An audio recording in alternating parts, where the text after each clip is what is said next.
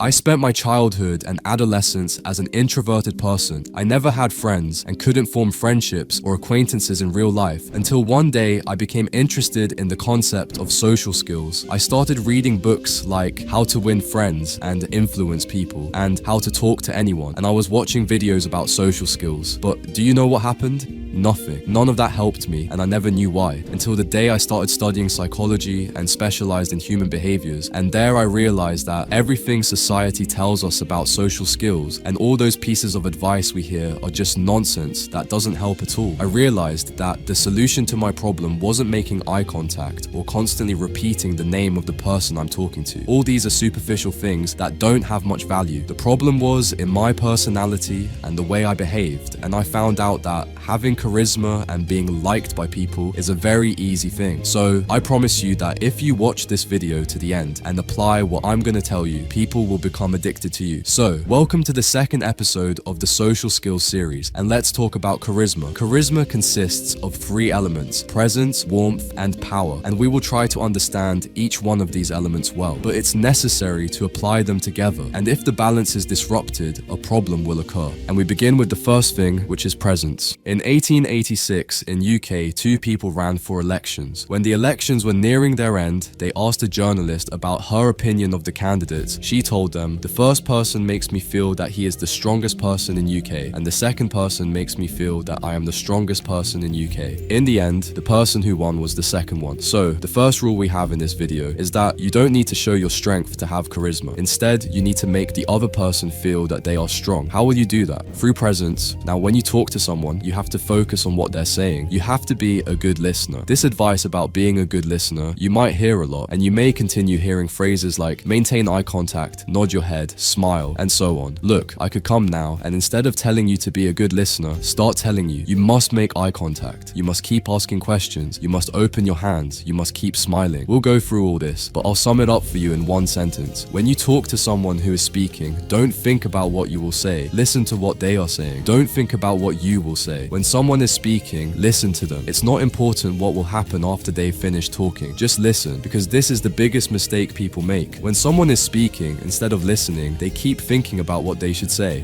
Should I ask him so I seem interested in what he's saying? No, just listen and that's it. Care about what they're saying. You might ask, how will he know that I'm listening to him? He will feel it. How will he feel it? We'll answer this in the next part of the video about warmth. Just wait. But what I want to convey to you is that when someone is talking to you, just listen and that's it. What you will say afterward will come naturally. Now, this may seem simple to you, but few people do it. And that's why if you're sitting among people and someone is speaking, there's a high chance that none of those sitting are truly listening. So if you're the person who listens, this will make the speaker feel a connection and they'll start talking to you more than others. Without you noticing, you'll find everyone just wants to talk to you. Everyone wants to listen to you. Why? Because when you listen to someone, you give them value, and value is the thing people search for the most. That was the first aspect of presence. The second thing is that you have to be comfortable. This is important, and you need to remember it throughout your life. Whether you're sitting among people, sitting alone in a cafe, or talking with someone, you have to be comfortable. Your body language and everything about you should be relaxed. Again, the other person will unconsciously sense whether you're comfortable or not. If you're not comfortable, it gives the impression to the other person that you don't want to be with them. How to be comfortable? Quite simply, be at ease. Be spontaneous. I don't need to tell you again to sit up straight. Open your legs, open your hands, laugh out loud. This isn't important if you can convince yourself to be comfortable from the inside. What does it mean to be comfortable in the first place? Suppose you're sitting and you feel a sneeze coming. If you feel shy and think, I'll try to suppress it, then you won't be comfortable. You need to be spontaneous. Understand that you have the right to be yourself as long as you don't harm anyone else. That is, if you feel a sneeze coming, it doesn't matter who's next to you, whether it's a man, a woman, your boss, people you don't know. Just let it out, sneeze with all your might, and no one will mind. And even if they do, what's the problem? After that, this is charisma. You're sitting comfortably, do what you want, and no one will care. When you do what you like, those with you feel closer to you. Because, for example, when you're sitting with your brother or your mother, how are you? You're comfortable, unconcerned, and spontaneous. Do the same with your friends and other people. Sit comfortably, and this will make them feel closer to you. Moreover, they will also start behaving comfortably around you. You want to sneeze, you want to sleep, you want to laugh out loud, you want to say something. Do what you want, just don't harm anyone, and that's it. This was simply presence. You relax to make others relax with you, and you listen to the other person. Now, let's move on to the second element of charisma. This element is called warmth, meaning kindness, gentleness, affection, love. So listen to me carefully on this because it's important. Being kind and compassionate doesn't mean you keep praising others and do whatever they ask you to do. Why? Because if you're being nice just to have charisma and be liked, that's called hypocrisy. That's why people don't like a nice person, because he often doesn't act naturally and is being hypocritical. So how do you apply the second element of charisma? First, you have to understand that we humans, we people, don't communicate through words. Only 7% of the communication process depends on words, and 93% depends on body language, feelings, and emotions. For example, one day you talk to someone who is speaking normally and sitting normally, but quite simply, he didn't touch your heart and you didn't know why. The reason lies in his feelings, in his emotions. Meaning, for instance, you don't like doctors. If one day you talk to a doctor, even though you don't show him this dislike and you speak normally, that energy coming from you, he will feel it and won't like it, and you won't touch his heart. This happens without him knowing why. He'll just say, I didn't like that person. And the reason is that you didn't want him. Your feelings and emotions play a big role in whether that other person will want to be around you or not. So when you come to talk to someone, always assume that he is a good person. Look at his good qualities. But listen carefully. If this person is someone you already know and you know he is not a good person, that's another matter. Why would you want to impress someone you don't like in the first place? But when you meet someone for the first time or talk to one of your friends, feel inside yourself admiration for that person. Be enthusiastic about talking with him. Feel that you want to listen to him. This inner feeling will come out of you without you realizing it and will reach him. And you will touch his heart without him knowing why. And he will touch yours too, because as humans we share feelings. If you're comfortable in talking to someone, he will also feel comfortable. If you're angry, he will become tense. If you want to be with him, he will also want to be with you. The important thing is to always look at the person as a good person. Of course, within limits. Not that you trust him completely or something like that. Just expect that the person is a good person. This was the first point in warmth. The second point is the power of giving. You add value to a person's life by giving advice. But listen, you give advice, but don't impose it. For example, you're sitting with your friends and someone says to you, I want to rent a house, without asking you anything else. He just says, I want to rent a house, and that's it. You know a website with houses for rent. What do? Don't stay silent and uninterested. No, tell him about the website you know,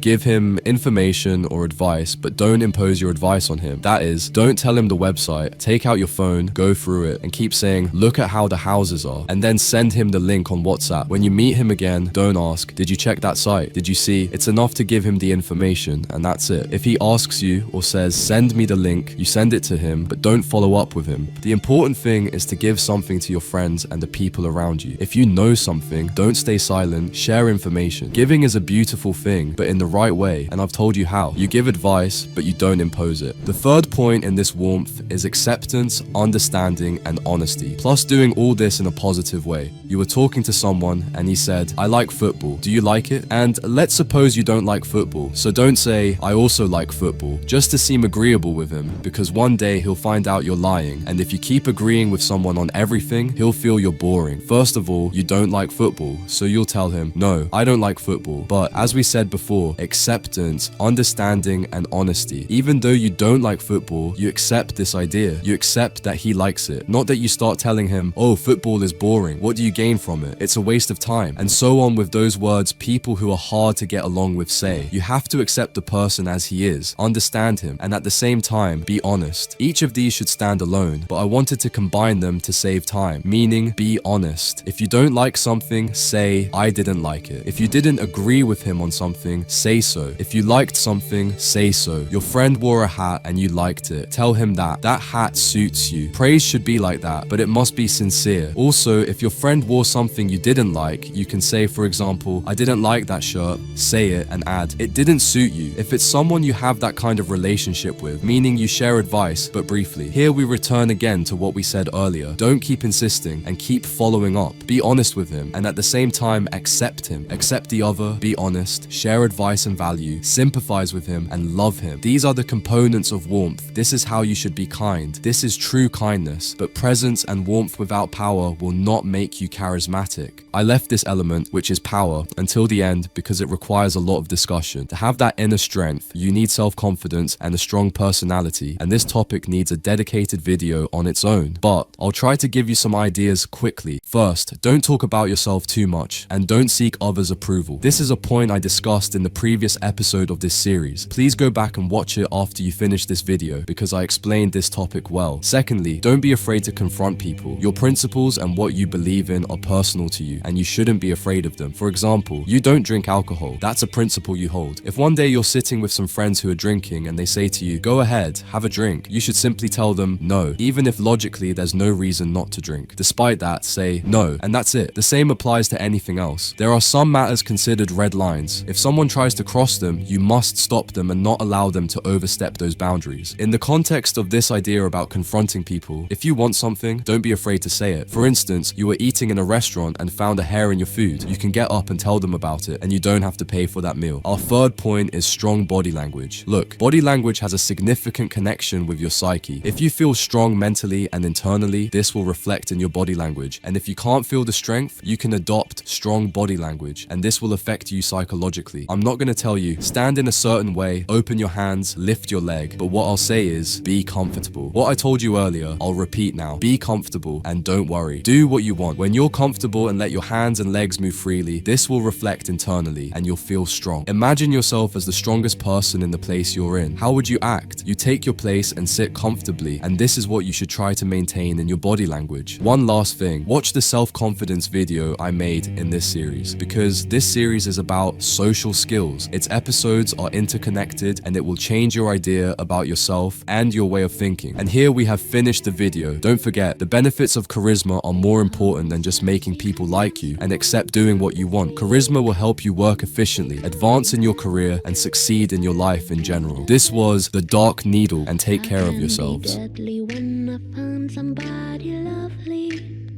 and I